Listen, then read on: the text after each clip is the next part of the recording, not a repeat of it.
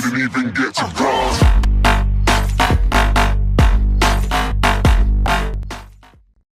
Yo, what's going on, guys? First and foremost, want to apologize. Last video, I tried doing the clean cut thing, you know, the suit and tie kind of deal. You know, clean up my videos, you know, talk a little more properly. And I mean, honestly, I thought about it. I was like, this isn't ESPN, you know what I'm saying? I'm doing my own thing. This is my own channel. You know, I do it. I'm just gonna rock with it my way. So I apologize to you guys if you know sound a little bit stale or unenthusiastic. You know what I'm saying? But you know, I'm feeling comfortable again. I mean, I tried. It's been like 10 months since I was doing YouTube. I took a little break. I was trying to do it right. I was trying to raise my funds to get the video streaming done properly and all that stuff. And I mean, I came back. I tried to do a little more professional, and that professional is just less fun, man. So I'm gonna get back to the topic of the video that I told you guys about, this new series that I'm doing. I'm just mad that my staleness had to happen on one of my favorite players' videos, Lil. I apologize for that, but hey, you know, you win some, you lose some, so I'm coming back. This video right here is gonna be on Bradley Beal. You know what I'm saying? We're gonna look at why this man is, honestly, I think this man is a sleeper, yo. I think this guy is a sleeper.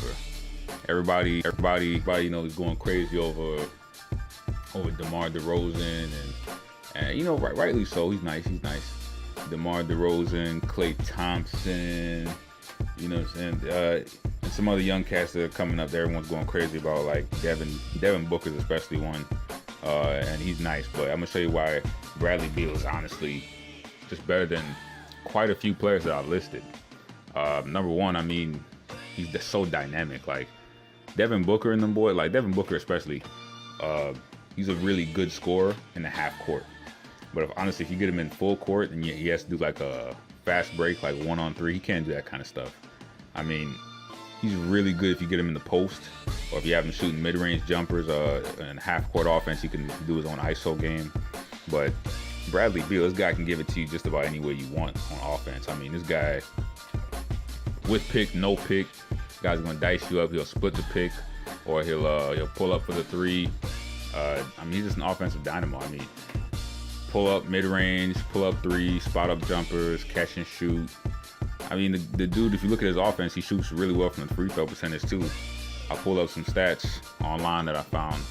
I found that actually, well, this is gonna be just him and another player, but I always cover up their faces and names just so you guys can see them, you know, from an unbiased point of view. This is from the 2016-2017 regular season. So player one, they average more points, they average more assists, better field goal percentage, better effective field goal percentage. They had worse free throw percentage, but it was only by 0.7, and they had better three-point percentage. I mean, those are important things if you're a shooting guard. You have the two. Player two, only place he was better at in all these categories was free throw percentage. And if we uncover them, I mean, we see clearly here that player one was Bradley Beal, player two was Devin Booker. Now you could come at me and say, oh, Devin Booker is only second year in the league. I'm not saying that he's bad. I'm saying that he's no longer considered a sleeper. I mean, everyone considers him, everyone says, oh, he's gonna be elite.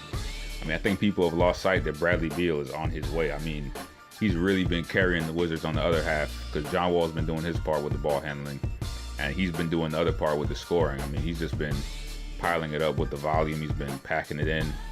Those Wizards are really something scary right now with that 1-2 punch. I think that honestly, the reason I think they're a better backcourt than the Portland Trail Blazers with Damian Lillard and CJ McCollum is because I don't think CJ McCollum really plays defense as good as or as well as Bradley Beal does. I think both of them can go toe to toe offensively, and it'd be like a stalemate. If it was only offense, the Trailblazers would outshoot them. But since there is a defensive factor, I mean, the Wizards, if they ever met them in the playoffs for a finals, that would be interesting. But that would never happen. The Wizards would outplay them because, I mean, Bradley Beal, he's not a dud on defense either, which is why I think that's something that's really key, because as an offensive player, usually, you know, they're all offense, no defense whatsoever. I mean, the dude does play some defense, and he's not bad at it either. I was going to compare him to another player that you guys probably respect a lot as a shooting guard. This guy, I mean, this guy's considered widely across the league second best or third best shooting guard in the league. So I mean, if this isn't like, this doesn't prove that Bradley Beal's a sleeper, I don't know what will. Bradley Beal averaged more points per game, more assists per game, better field goal percentage, better effective field goal percentage. He had worse free throw percentage and worse three-point shooting. But Bradley Beal still shoots 40% from free throw, from the three-point line. I mean, compared to Klay Thompson, who's on the Warriors, and the Warriors are spaced out like crazy, I think that's pretty impressive, because the Warriors, I mean, I'm sorry, them boys, they get hours to shoot, days, weeks, and you can't touch them. I mean, you can't, if you run by them, you touch those boys, you got anything on your lip, man, they're gonna call a foul, and it's over with. So I mean, this boy Bradley Beal, him and John Wall, they really deal with a lot of attention every night, and they're still able to put up these numbers pretty efficiently, very efficiently. I mean, shooting almost 50% from the field, and his effective field goal percentage is almost 60%. So I mean, he's doing something right. Yeah, man, I honestly think that this guy, he's so slept on, and if like that squad that I'm trying to create right now, the most slept on players in the league, I think those boys could easily. The reason I'm doing this slept on, like, I'm not just taking superstars. I'm trying to take some guys that, you know, aren't being taken seriously, I think could really pose a threat.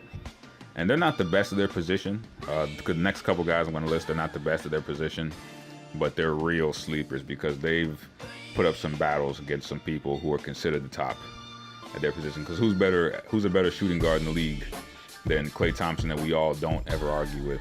There's James Harden, DeMar DeRozan.